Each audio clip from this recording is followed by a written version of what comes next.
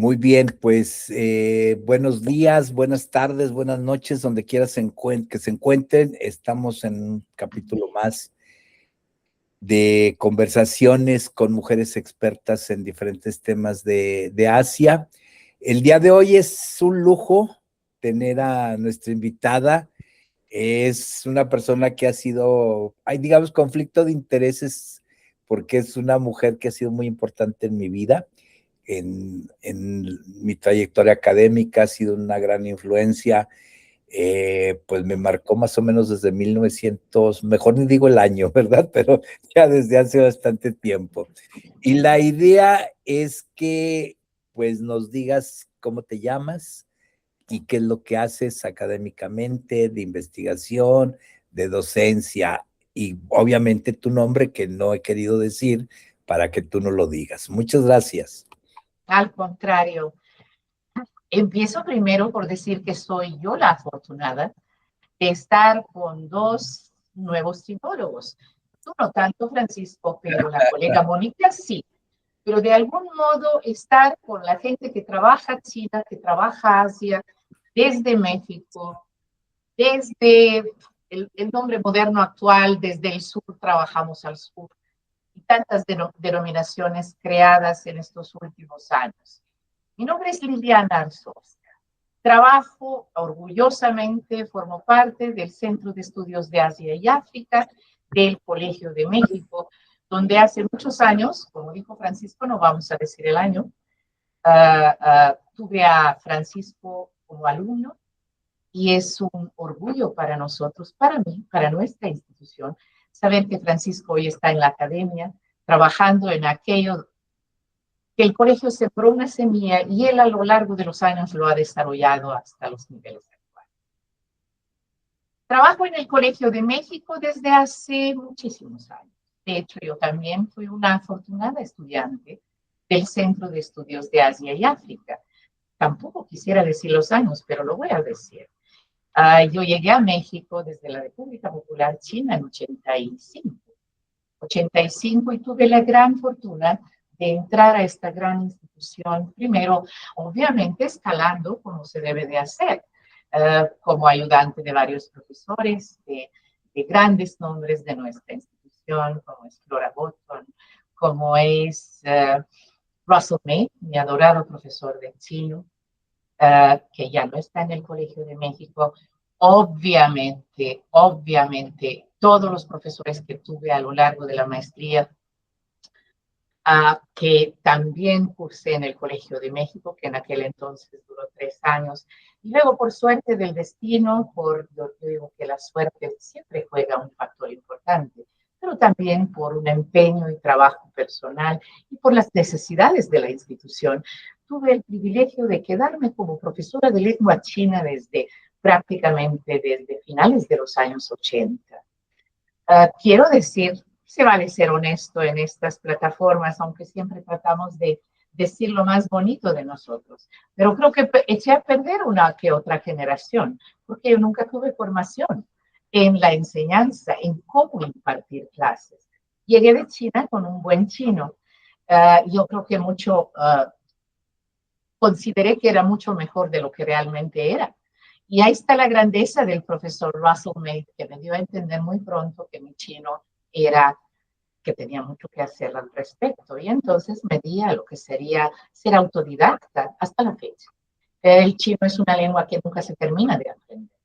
No se termina de aprender ni desde el aspecto, digamos, tal como lengua, y menos como herramienta de trabajo. Todos los días aprendo yo, hasta la fecha, caracteres nuevos, en nuevos campos semánticos, en todo eso que se inventa, por ejemplo, con el avance de la inteligencia artificial, etcétera, etcétera. No puedo no mencionar a Romer Cornejo, que para mí fue también un motor, alguien que me impulsaba cuando le decía, ay, qué difícil es esta cosa. Y mi formación que traje de la República Popular China era fuerte en la lengua, pero no en otros aspectos. Así que, como sabe Francisco, el Colegio de México para mí fue un látigo que hoy en día lo agradezco. Látigo en términos de forzarme a aprender muchas cosas que yo simplemente no sabía, ni siquiera sabía que no sabía. Eso es el gran agradecimiento que yo le tengo, agradecimiento, cariño y devoción a esta gran institución que es. Con el paso del tiempo, además de trabajar en la enseñanza de la lengua china, en la maestría del Colegio de México, pues incursioné en lo que sería la traducción oral, traducción para el gobierno federal de México y para muchas otras instancias del gobierno federal, secretarías, etcétera, también para el sector público. Incursioné en la traducción, digamos, en la traducción simultánea, consecutiva, etcétera. Y también, digamos, un paso adelante, medio atrás, error y aprendizaje. Y bueno, pues creo que ahí también consolidé una importante carrera a través de los años. Fui la traductora, digamos, transeccional desde los 80s, desde el tiempo de Salinas, prácticamente hasta Peña Nieto. Y ahora, bueno, pues finalmente en México cada vez más hay más colegas y traductores. De hecho, traductores mexicanos formados en México y formados en China, que están relevándome en el trabajo de la traducción para el gobierno, para las empresas, etcétera. Tú, Francisco, más que nadie, sabes que los chinos prácticamente y las empresas chinas en los últimos años han inundado a México. Hecho que destaca la gran importancia de seguir formando gente en la traducción para poder ayudarle a los sectores empresariales chino-mexicanos. Y por último, Mónica, gracias a Robert Cornejo y gracias a Flora Botón, incursioné en la traducción, tal vez en algo que más me gusta, tengo que confesar, junto con la docencia de la lengua china, en la traducción literaria. Eso es lo que el día de hoy creo que me llena por completo e incluso cada vez me tiene más cerca de la jubilación, porque la verdad quisiera dedicar buen tiempo a eso, a la traducción de la literatura contemporánea china. ¿Por qué digo que ingresé por accidente? Bueno, Francisco lo sabe, pero yo ni el español ni el chino son mis lenguas maternas. Entonces, de alguna manera, traducir literatura, yo creo que de mi parte, hasta la fecha lo veo como tal, por suerte creo que soy bastante humilde, porque veo eso como una tarea algo megalomaníaca, al no tener ni una de las dos como lengua materna. Pero esto, por otro lado, me ha obligado a tomar el español y el chino con toda la seriedad que se merecen y a usar las ventajas que tengo, que es conocer las dos culturas hasta cierto punto y poder entonces hacer traducciones decentes que pueden solventar las grandes diferencias culturales entre el chino y el español, o entre China y el público hispanohablante. Muchas gracias, Liliana, por esta introducción muy interesante y nos platicas de dos ramas en las que te has enfocado, que es por una parte la traducción y la interpretación en términos de relaciones diplomáticas, podemos decirlo, y en la traducción de literatura. Entonces, nuestra pregunta es que ya sea como trabajo en el ámbito diplomático o en la literatura, ¿qué es lo que más lo más difícil de traducir del chino al español? Pensando desde una ideología, un carácter, en interpretación simultánea, o sea, ¿qué el chino lo tiene y el español no? ¿Qué podría ser algo que dices, esto me cuesta? Sabes que, Mónica, me gusta mucho tu pregunta. Y ahí sí, bueno, voy a tratar de ser concisa y realmente plantear aquello que me importa esbozar. La traducción, ya sea la oral, digamos, simultánea, consecutiva, o la literaria. La lengua es muy importante, Mónica. Antes hubiera pensado que la lengua es todo. Hace mucho tiempo dejé de pensar eso. llegué a la conclusión que en cualquier traducción, la lengua apenas representa unos 50% de todo el bagaje que uno debe de poseer. Y voy a hablar en plural, las lenguas chino y las lenguas, en este caso, español. El otro 50% es el enorme, enorme, cuando digo enorme quiero enfatizar la palabra gigante, bagaje, ¿cómo le denomino? De información, para no decir cultural, porque es muy vaga la palabra, que uno debe de poseer. Es un enorme bagaje que no tiene límites. ¿A qué me refiero? En la traducción simultánea o consecutiva, como tú la llamaste, dentro de la diplomacia, tienes que, además del enorme vocabulario, tienes que conocer todos los organismos internacionales. Debes de saber algo sobre los tratados internacionales. Muchas veces hablan con abreviaciones, tal y como aparece en la prensa. ¿Qué pasa con el traductor que de pronto no lee la prensa? Las abreviaciones APEC. Pues APEC no dice nada en APAC. Sin embargo, detrás está todo esto en lo que trabaja Francisco. ¿Sí? Y otras tantas abreviaciones que tenemos en la diplomacia. Y la diplomacia es ancha. Está el comercio, están las relaciones políticas, está la cooperación cultural, la industrial, la militar, etcétera. Entonces, estamos hablando de unos traductores que tienen que ser todólogos y que yo muchas veces digo saben mucho y a la verdad no saben nada, porque no tienen la profundidad de nada. Pero no la pueden tener, porque hoy hacen Secretaría de Turismo, mañana hacen Secretaría de Economía. Entonces, ¿cuál es el vocabulario que vamos a manejar? Eso es una de las cosas, un enorme bagaje.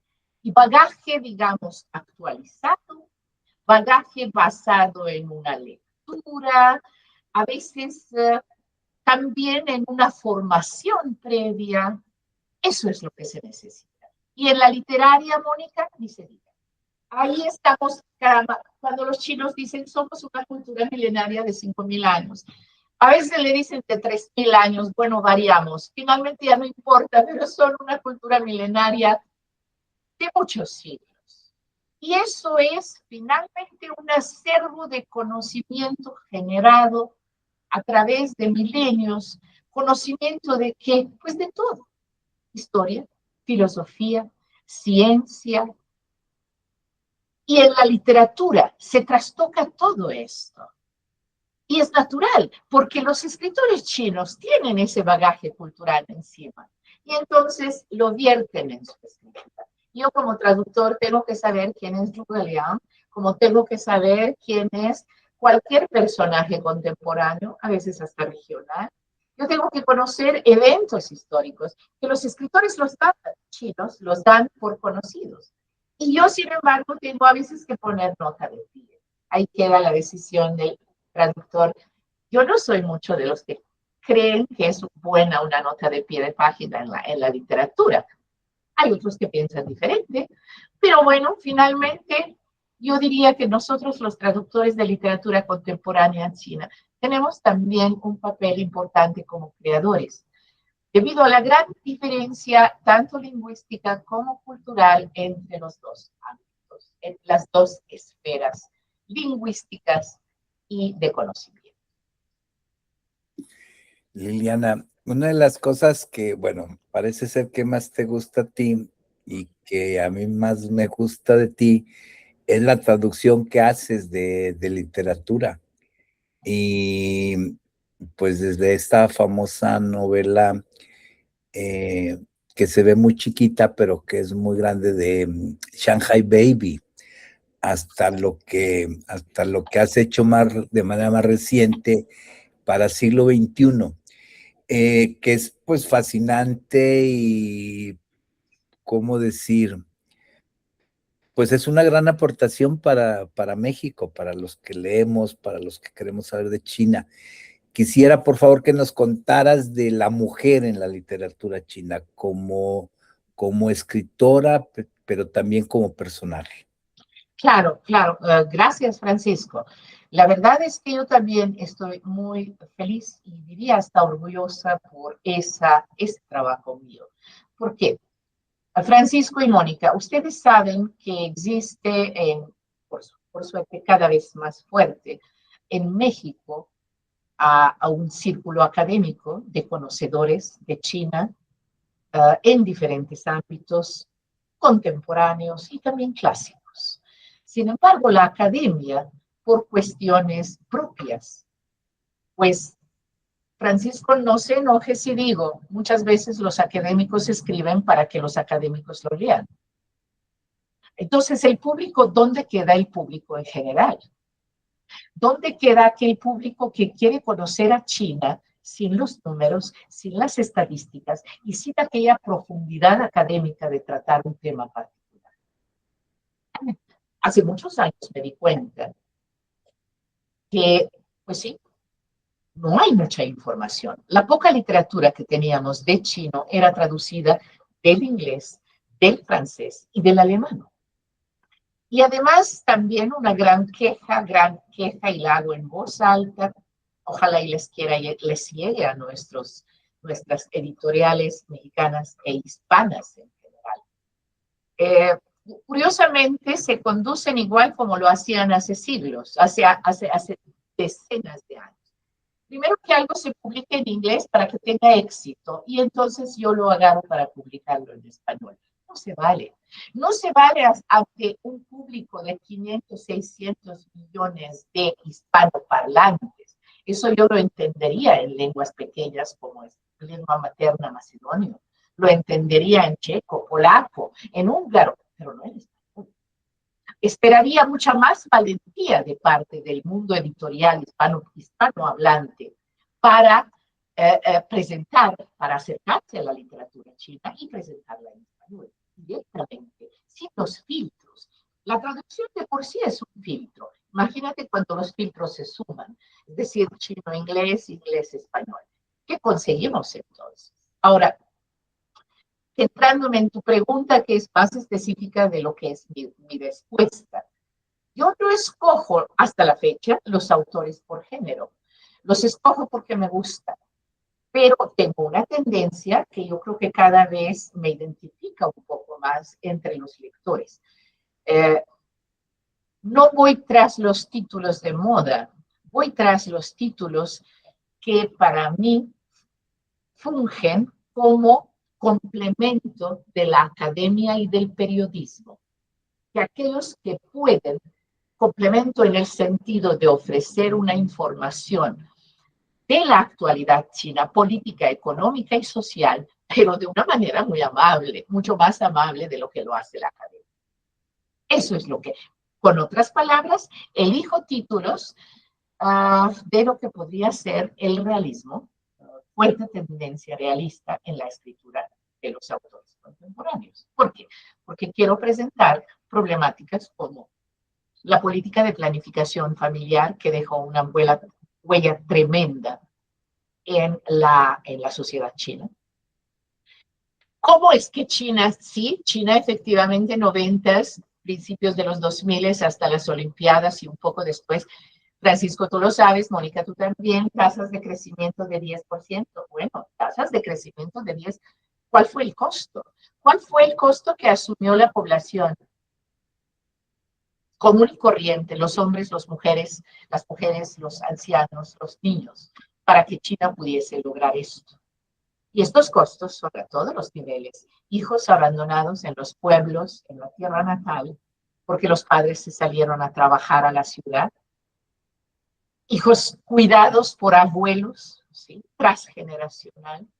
¿Qué es lo que esto implica para estos hijos, para esta generación? Aunado a la política de un solo hijo que duró más de 30 años. La corrupción, el boom de la industria de la construcción, boom de la infraestructura en China, cómo esto se reflejó en la corrupción de China, aquello que Xi Jinping hoy en día trata y creo que lo hace bien de combatir, una corrupción desenfrenada en, digamos, hace 10 años, 15 años. en China, que incluso ponía en peligro la credibilidad del sistema político chino. Y esa es la literatura que yo trato de traducir al español. Mujeres escritoras, hay muchas, Francisco. Hablo de China contemporánea, sobre todo, y de la literatura contemporánea china. Y ellas, al igual que los hombres, trastocan temas de gran importancia, temas que puedan reflejar problemáticas actuales de China a todos los niveles, campo, ciudad,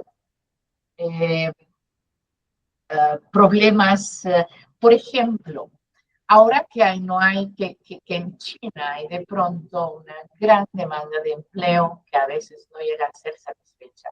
En este proceso, ¿quiénes se van primero a casa? Las mujeres. Entonces, esas son las problemáticas sociales que refleja la literatura contemporánea y yo trato de pescarla. Me gusta mucho una escritora que se llama Chen Yan, está en la colección del siglo XXI. La novela se llama Vida Privada. Ahí sí es realmente eso, vida privada. Pero aparentemente esa vida tan privada, a su vez, el lector le da la visión de una época histórica en la que vivió la señorita, la muchacha, que habla de su intimidad en esta, para mi gusto, hermosa novela. Otras escritoras, claro, dentro de las antologías que me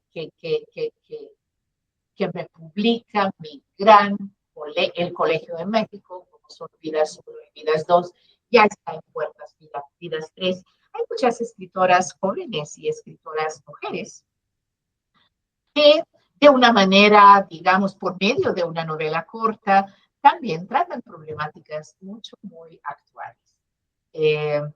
Una que me gusta mucho, Francisco, y que espero que salga en español, estoy buscando editorial, no es fácil, lo dije al principio, buscar editoriales abiertas en español, es Lu Min, es una señora de Jiangsu, de Nanjing.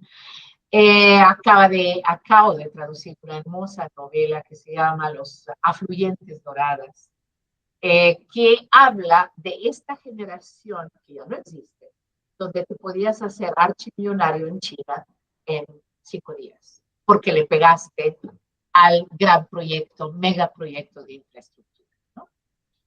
Y la verdad, en cómo ella trabaja, esta generación que solo pudo darse en ese lapso de tiempo histórico, es fascinante. Se llama Lu Min, y esperamos pronto tenerla aquí en México, tal vez en septiembre. Y ojalá nos inviten por ahí, por sus rumbos en Colima. Hombre, Francisco, vamos a hacer algo por allá.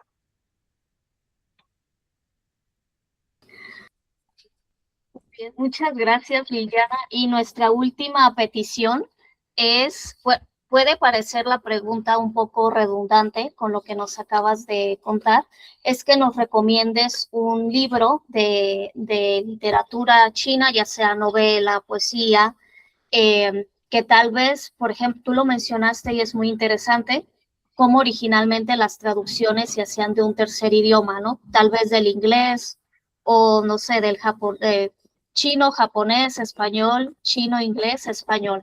Entonces, tal vez haya una nueva edición de una novela que habíamos leído del chino, inglés, español y que ahora es directamente traducida al español, que puede tener algunos cambios. ¿Qué libro nos recomendarías como en ese sentido? Mónica, ¿qué tal si lo dejamos un poco en plural? La verdad es difícil uno. Sí. Que sean más de uno. Pero antes, claro que déjame decirte una pequeña anécdota para que veas la gravedad de la situación. ¿Te acuerdas en 2012 cuando Nguyen fue galardonado con Premio Nobel? Bueno, sucede que en este año, aquí al colegio, llovieron llamadas telefónicas, pues de televisoras, de radio, etcétera. ¿Y sabes cuál fue la pregunta? ¿Y este quién es? ¿Okay?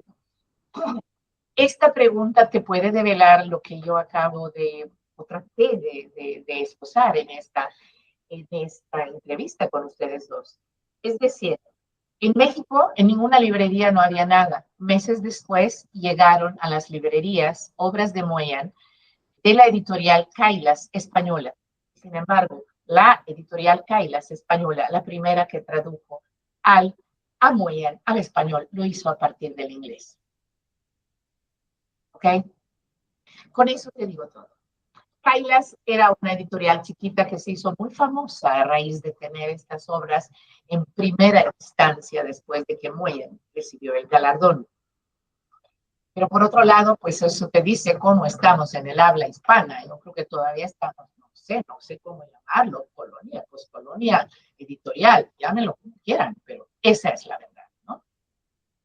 Entonces, sí, efectivamente, desde entonces se han hecho muchos progresos. Una novela que yo quiero recomendarle a nuestro público, en general, cualquiera que esté interesado en China y que tenga tiempo para una lectura fina, es leer la última hecha por colegas españoles, traducción del chino al español, del sueño de las mansiones rojas. ¿Esto por qué? ¿Por qué, Mónica?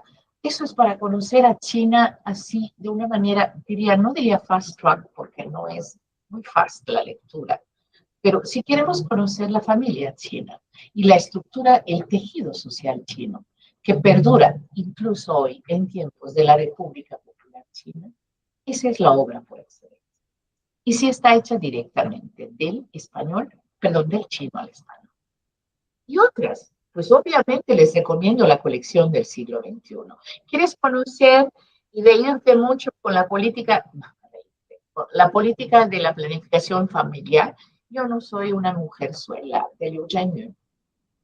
¿Quieres conocer, por ejemplo, la corrupción del sector inmobiliario en China y de construcción de infraestructura? Liu Zhenyu, y aparte, muchos lectores me han dicho, cambia los nombres y esto es una novela mexicana. Liu Zhenyu, el gran salto del pequeño Liu. ¿Quieres conocer a China en los 90 antes de cuando en China la piratería era prácticamente un motor de desarrollo? No digo así de esta manera, pero sí, era una etapa histórica, hoy en día no lo es. Corriendo por Beijing, de Xu Zhechen, también es del siglo XXI. ¿Quieres conocer a un escritor grande? Esta sí la quiero exaltar para un público un poquito tal vez más, con estómago más duro. El fenómeno de Francisco de eso nos puede hablar con mucha más claridad. El fenómeno de la migración interna de China entre los, que será finales de los 80 hasta 2015, que yo no dispongo de números así como que muy académicos, pero sí de muy rembombantes. Estamos hablando de 700 millones de chinos que dejaron su tierra natal para irse a construir primero las metrópolis cerca, digamos, del litoral este de China, y luego se adentraron hacia las capitales de los estados, de las provincias, y etcétera, etcétera. Pues este proceso provocó un fenómeno muy interesante, Mónica, que para mí incluso fue descubrimiento. No lo había pensado. El hombre chino le cuesta trabajo dejar a la tierra, dejar la tumba ancestral. Las mujeres, sin embargo, jóvenes, se fueron muy fácilmente a la ciudad a trabajar en el sector de turismo, en el sector de servicios, etc. Y quedaron enormes, más bien no enormes, sino muchos pueblos chiquitos en la parte oeste de China, donde había lo que los chinos llaman guangur o solterones. Pueblos donde solo había hombres y no había mujeres. Y nuestro Yapi Bao, un escritor, decía, un gran escritor de China contemporánea, escribió una novela justo sobre esto. Una muchacha secuestrada, para llevarla al campo y venderla como esposa. Y yo te quiero decir una cosa, bueno, si lees esta novela y luego un día la platicamos en esta entrevista o fuera de ella, Mónica, llega un momento en que uno como lector está, y por lo menos yo estaba en una gran ambigüedad, porque llegué a entender a ese joven de 20 años que solo quería casarse. Y claro, por otro lado, casarse a costa de una mujer que pierde la libertad. Eso es China contemporánea. Aparte de los 10% de crecimiento y de las megalópolis y de la inteligencia artificial, hay un pueblo que detrás carga con el peso de este desarrollo vertiginoso. Y eso es la literatura. Les recomiendo todas estas lecturas y muchas más. Liliana, bueno, estos minutos he aprendido mucho. Como siempre, has dicho cosas muy interesantes.